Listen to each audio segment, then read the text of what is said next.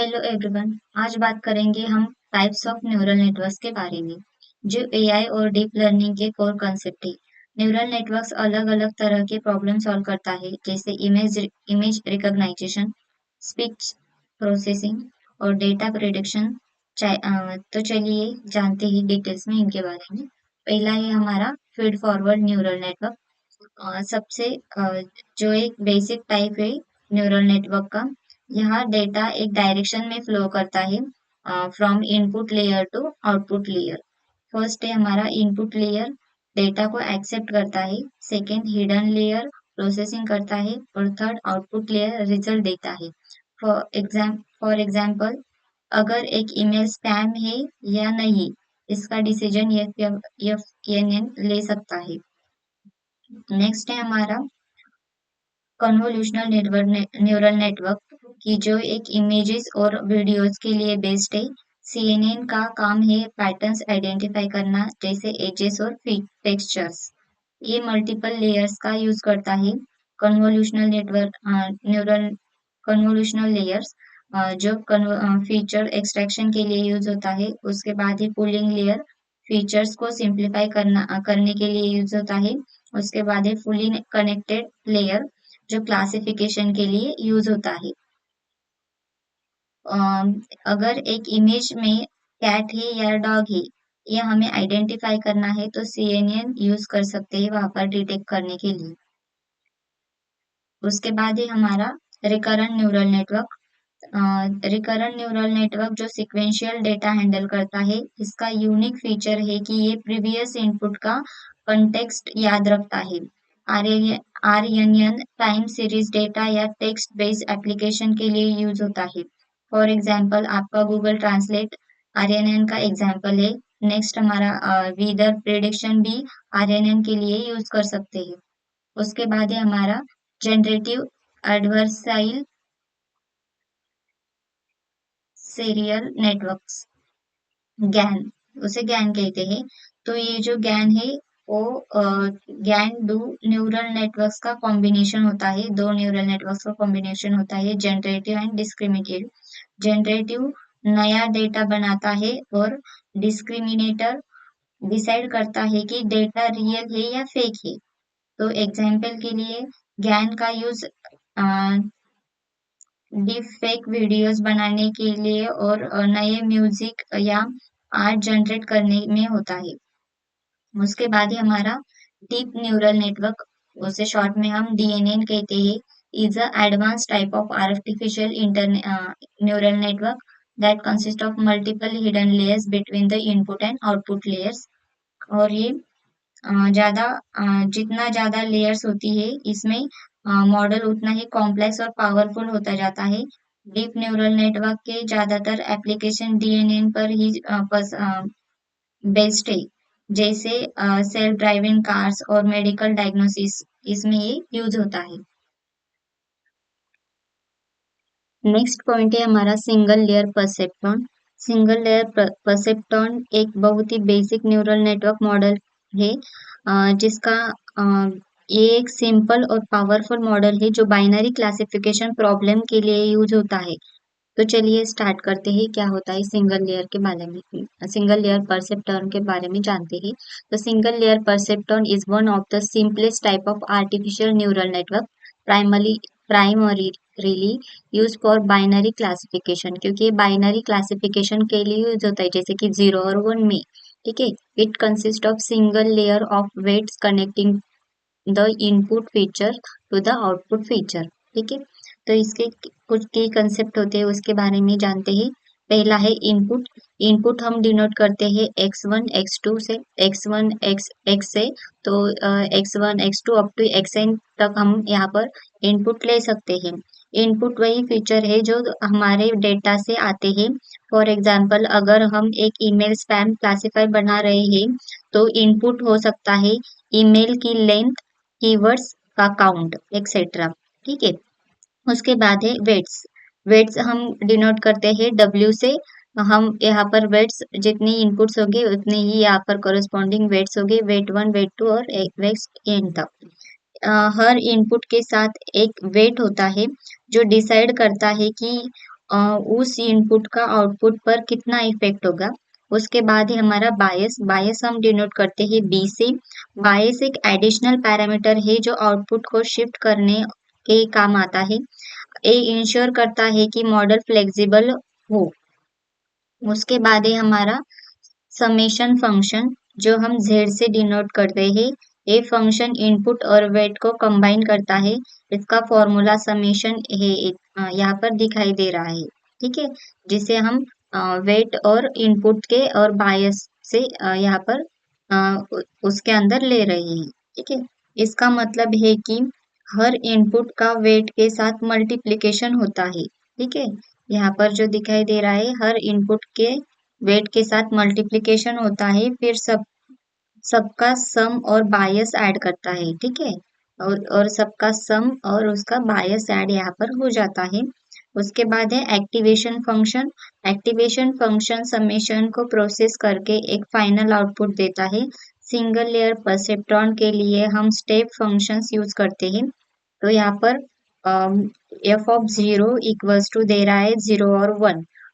मतलब अगर summation Z 0 या उससे ज्यादा है तो आउटपुट 1 होगा।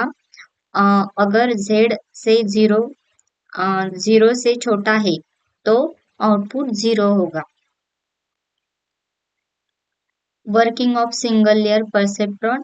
अब चलिए देखते हैं कि सिंगल लेयर परसेप्ट्रॉन काम कैसे करता है। सबसे पहले तो हमने देखा था यहाँ पर कि इनपुट होते हैं, तो ये क्या करता है, सबसे पहले मॉडल इनपुट फीचर लेता है, उसके बाद वेटेड सम इनपुट और वेटेड सम समेशन कैलकुलेट होता है। यहाँ पर दिखाई दे रहा है समेशन कैलकुलेशन होता है। उसके बाद एक्टिवेशन फंक्शन, समेशन को एक्टिवेशन फंक्शन पर पास किया जाता है जो डिसाइड करता है फाइनल आउटपुट 0 या 1 होगा। वो यहाँ पर कैलकुलेट हो जाता है। उसके बाद है आउटपुट। एंड में मॉडल एक बाइनरी क्लासिफिकेशन आउटपुट देता है। फॉर एग्जाम्पल ईमेल स्पैम है मतलब 1 और नहीं है तो 0। उसके बाद है लर्निंग अल्गोरिदम।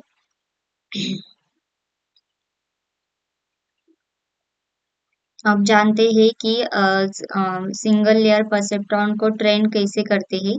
सबसे पहले होता है इनिशियलाइज वेट एंड बायस। और अब यहाँ पर वेट और बायस रैंडम या 0 वैल्यू पे सेट किया जाता है सबसे पहले। उसके बाद वेट और बायस जो है 0 पे यहाँ पर किया जाता है। उसके बाद है प्रिडिक्शन। इनपुट के लिए मॉडल एक आउटपुट प्रिडिक्ट करता है। और उसके बाद अपडेट वेट। अगर प्रिडिक्शन गलत होता है तो वेट और बायस अपडेट होते हैं। यहाँ पर जो दिखाई दे रहा है, सपोज वेट यहाँ पर दिखाई दे रहा है, weight equal to old weight plus N, मतलब कि अगर हमारे पास गलत हो गया जो हमने वेट और बायस लिया है तो उसे हम अपडेट कर सकते हैं यहाँ पर। अब यहाँ पर जो y इक्वल टू होता है, y ये होता है एक्चुअल आउटपुट होता है हमारा, और y डैश जो होता है प्रिडिक्टेड आउटपुट होता है। और उसके बाद ये लर्निंग रेट होता है यहाँ पर n हमारा। उसके बाद ही ये नेक्स्ट है फॉर रिपीट, मतलब कि ये प्रोसेस रिपीट होती है जब तक मॉडल कवरेज के करे या इपोच कंप्लीट हो जाए, तब तक ये रिपीट करनी चाहिए हमें। उसके बाद ही limitations of single layer perceptron. First है हमारा लीनियर सेपरेबिलिटी। ये सिर्फ लीनियर सेपरेबल प्रॉब्लम को सॉल्व करता है। अगर डेटा नॉन लीनियर हो जैसे एक्स और प्रॉब्लम तो सिंगल लेयर परसेप्ट्रॉन काम नहीं करेगा। उसके बाद है सिंगल लेयर, मतलब कि ये एक ही लेयर यूज करता है तो कॉम्प्लेक्स पैटर्न को समझने में प्रॉब्लम हो जाती है। तो नेक्स्ट बात करते हैं हम मल्टी लेयर परसेप्ट्रॉन के बारे में। अब multi layer perceptron is a type of neural network that consist of multiple layers of neurons, typically recognized into 3 types of layers: input layer, hidden layer and output layer। मतलब कि अभी जो multi layer perceptron है, ये जो है neural network यहाँ पर मल्टीपल न्यूरल नेटवर्क कंसिस्ट करता है। ठीक है, और ये एक टाइप है न्यूरल नेटवर्क का, और इस पर मल्टीपल लेयर्स हम रहते हैं। और इसके जो लेयर्स है वो है इनपुट लेयर, हिडन लेयर और आउटपुट लेयर। यहाँ पर जो हिडन लेयर है, हिडन लेयर यहाँ पर मल्टीपल रहते हैं। तो पहला है हमारा इनपुट लेयर। सबसे पहले हम इनपुट देते हैं डेटा को, डेटा में इनपुट और उसमें उसके प्रोसेसिंग के लिए। उसके बाद है हमारा hidden layer. Input input data hidden layer के थ्रू पास होता है। हर हिडन लेयर में न्यूरॉन्स अपने एक्टिवेशन फंक्शंस अप्लाई करते हैं, जैसे कि रेलू, सिग्मॉइड या थान। ये नॉन लीनियर ट्रांसफॉर्मेशन है जो मॉडल को कॉम्प्लेक्स पैटर्न सीखने को हेल्प करता है। अब यहाँ पर जो दिया है, यहाँ पर है इनपुट लेयर। इनपुट लेयर के बाद हम जाते हैं हिडन लेयर के, मतलब इनपुट लेयर मतलब कि हम यहाँ पर इनपुट प्रोवाइड करते हैं। उसके बाद हिडन लेयर, हिडन लेयर में यहाँ पर जो है कुछ एक्टिवेशन फंक्शंस प्रोवाइड करके हम यहाँ पर उसका कंप्यूटेशंस वगैरह करते हैं और प्रिडिक्शन, फीचर एक्सट्रैक्शन यहाँ पर करते हैं। और फाइनली आउटपुट लेयर डेटा को प्रोसेस करके हमें फाइनल रिजल्ट देता है, जो यहाँ पर आउटपुट लेयर यहाँ पर है। उसके बाद है कुछ की कैरेक्टरिस्टिक्स है हमारे एमएलपी के। तो पहला है फीड फॉरवर्ड, मतलब in MLP the data flow in a one direction from the input layer to output layer without any feedback loops. अब यहाँ पर जो डेटा प्रोवाइड होता है, ठीक है, तो ये पहले जाता है इनपुट को प्रोवाइड करते हैं हम, इनपुट से डायरेक्टली हिडन को और हिडन से ही जाता है। अब यहाँ पर हिडन लेयर मल्टीपल होते हैं और बाकी हिडन लेयर्स होते हैं, उसके बाद आउटपुट्स होता है। उसके बाद है activation function. Each neuron in the hidden layer and output layer typically applies an activation function, ReLU, sigmoid और tanh, to introduce the non linearity. अब यहाँ पर जो हमारा हिडन लेयर है और आउटपुट लेयर है, यहाँ पर हम प्रोवाइड करते हैं हिडन लेयर और आउटपुट लेयर को कुछ एक्टिवेशन फंक्शंस, ठीक है। तो सिग्मॉइड, रेलू या फिर थान यहाँ पर हम यूज करते हैं फॉर नॉन लिनियरिटी। उसके बाद है हमारा बैक प्रोपोगेशन। एमएलपी को करने के लिए हम बैक प्रोपोगेशन एल्गोरिदम का यूज करते हैं। मतलब जब मॉडल गलत प्रिडिक्शन करता है तो हम एरर्स को बैक प्रोपोगेट करके करते हैं और मॉडल के वेट्स को एडजस्ट करते हैं ताकि मॉडल अगले प्रिडिक्शन में बेटर हो सके। इस प्रोसेस को हम ग्रेडियंट डिसेंट भी कहते हैं।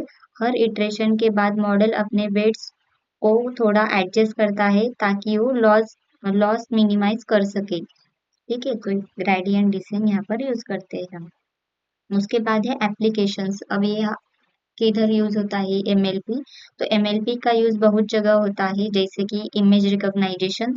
जैसे हम एक इमेज को आइडेंटिफाई करना चाहते हैं, क्या वो कैट है या फिर डॉग है, ऐसे। और यहाँ पर जो एग्जांपल दिया है, सपोज मुझे क्या करना है, इमेज रिकॉग्नाइजेशन करना है, अभी टू दिया है यहाँ पर, तो इसलिए हम इनपुट प्रोवाइड कर रहे हैं। इनपुट के बाद होती है हमारे हिडन्स लेयर। अब यहाँ पर दो हिडन्स लेयर प्रोवाइड है, क्योंकि ये क्या करता है, कुछ एक्टिवेशन फंक्शंस वगैरह यहाँ पर डाल के कंप्यूटेशन करके वो मैच करेगा पैटर्न्स, किससे मैच हो रहा है, तो ये मैच हो रहा है 2 से, तो ये क्या करेगा 10 क्लासेस से यहाँ पर मैच करेगा और मैच करके वो यहाँ पर फाइनल आउटपुट देगा 2। तो ये हो गया हमारा इमेज रिकॉग्नाइजेशन। उसके बाद हम स्पीच रिकॉग्नाइजेशन भी यूज कर सकते हैं, जैसे हम अपनी वॉइस को टेक्स्ट में कन्वर्ट करते हैं, तो वहाँ पर स्पीच रिकॉग्नाइजेशन का यूज होता है। उसके बाद प्रिडिक्टिव मॉडलिंग।